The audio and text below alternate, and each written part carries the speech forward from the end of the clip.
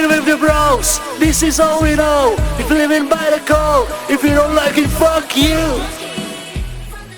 Short answer, yes, it's a very good album. Now the long answer. First track, they decided to go the traditional route and start with an intro song. I respect that. I like intro songs. They prepare you, get you in the mood, get you in the right headspace. Like, okay, now I'm about to listen to music. Signal is cinematic. They could easily use it in some mysterious movie scene right away. For some reason, the first part reminds me of the scene in the Harry Potter and the Goblet of Fire where Harry opens the egg in the bath.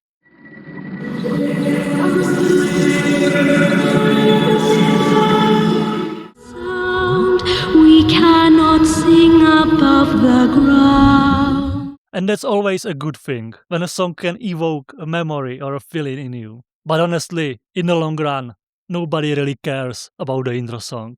So let's move on. Gala, the first single, the first glimpse of a new album released a few months ago. Gala is XG. XG is Gala. If you want to at least somewhat understand what XG is about, listen to Gala and watch the Gala MV. I'm intentionally mentioning the MV because XG is more than just the music.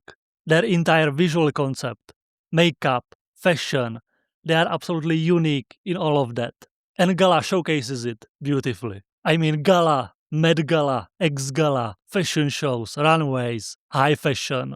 They speak French in the song. It's the whole package, including the music production itself. That old school house instrumental. I know some reactors who are more rooted in rap didn't really appreciate this beat, but I honestly don't give a damn about genres. Thank God.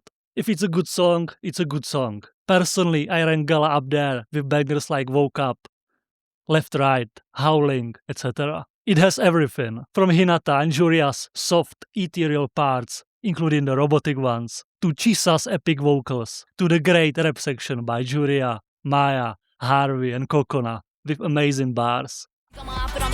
Roll up in it, windows thin it, can't see through it, but they know who's in it. Open up the doors with the logo printed. I don't even gotta pose for the photo finish. I also love the outro.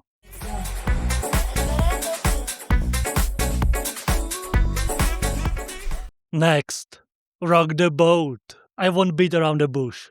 Rock the Boat very quickly became my favorite song on the album, especially after I saw the live performance. It's just a joy to watch XG perform. The song truly comes alive. The dance routine is so fun and energetic. I mean, I almost dropped dead when it was Harvey's turn with her hot and the following dance with Kokona. It got me sweating Okinawa in the summertime. Hot, the way you got me hot, you turned it up a notch, sped up a couple knots, then I felt the drop, my heart wouldn't stop, you got me sweating Okinawa in the summertime, who the fuck? Okay, we could take it two ways. The lyrics overall on this album are more mature, in the sense that they are quite hot, spicy, sensual, or even sexy without being vulgar, which I really appreciate about XG in general. Another thing I like is that even though they are young, and don't get me wrong, their songs are youthful, energetic and fun, but they also have a certain timeless quality that allows a much wider audience to enjoy the music regardless of age, which isn't necessarily the case for some other groups. They can surely rock the boat and they take my breath away. This holy trinity of songs is deadly. Back to back to back, Gala, Rock the Boat and Take My Breath Away. What a dynamic trio.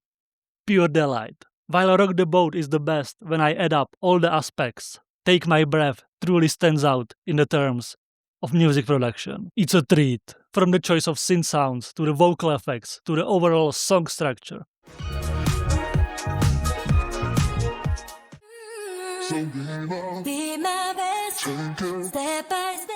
Everything fits together like puzzle pieces. It's very pleasant to listen to. Did I mention that all the members deliver amazing vocal performances?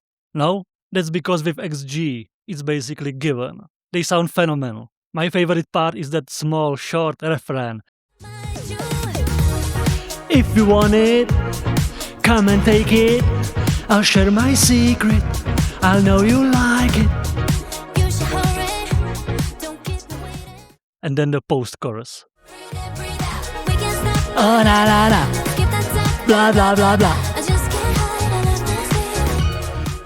So fun. Next, No Good.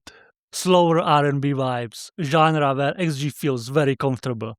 Honestly, after my first listen to the album, I considered No Good the weakest track on the album. But in the end, it won me over. In my case, it's a slow burner. Now, I have to say actually, it's a great song.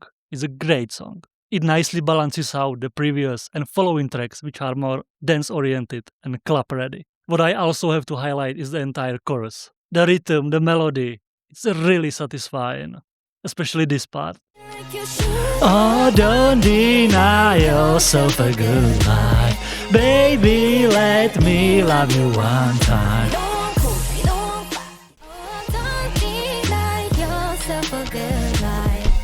And now, Hypnotize. Another song with a beautiful MV, where the XG members took on the roles of mythical sirens who seduce and hypnotize us viewers, and also aquatic creatures referencing films like The Creature from the Black Lagoon, The Shape of Water, etc. Super artistic, obviously high budget, high production value, practical effects, top quality.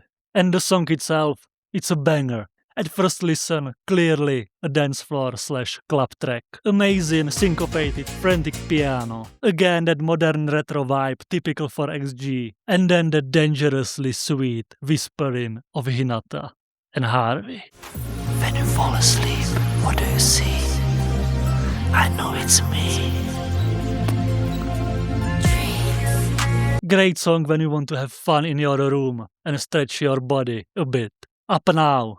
For me, this time it's truly the weakest song on the album, which in XG's case still means it's at a solid level. But some song has to be last, that's how it goes. I won't deny it's quite catchy. So tell me what you want. Talking about echelon, yeah. I'm going up now, make 'em on there 'cause I'm up now. On the other hand, there's that annoying up part. When you hear it the first time, okay. But when you hear it the second, the third time, it starts to get on your nerves. Simply not a track I would voluntarily play. The competition on this album is just huge. ORB. What a revelation, I think for everyone. A song that stands out because of its style, which is unusual for XG. The funny thing is, a few days before the album dropped, I watched Hinata's live solo performance of the song Complicated by Avril Lavigne, and I thought it suited her. And then they dropped exactly this kind of pop rock, pop punk song like ORB. I've seen some opinions saying the lyrics feel cringe. If you haven't noticed by now, I thrive on cringe. And in the case of ORB, it's good cringe because it's by design. Their intention clearly wasn't to write a serious pop-punk song. For me, it's another sign of growth and maturity, when you allow yourself not to take things too seriously and laugh at yourself. This song is an inside joke, as they said with their interview with Zach Sang, based on the fact that they call each other bro, especially Maya and Jurin.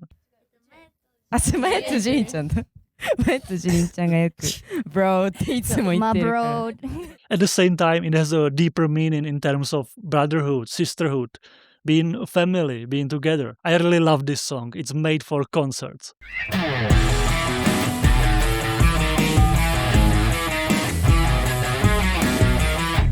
Bummed out, feeling low, school's out, not even close. Caught up, I gotta go. You're the one that I'll be calling when I need a bro. Hanging with the bros, this is all we know. If living by the code, if you don't like it, fuck you. But that for me, I only.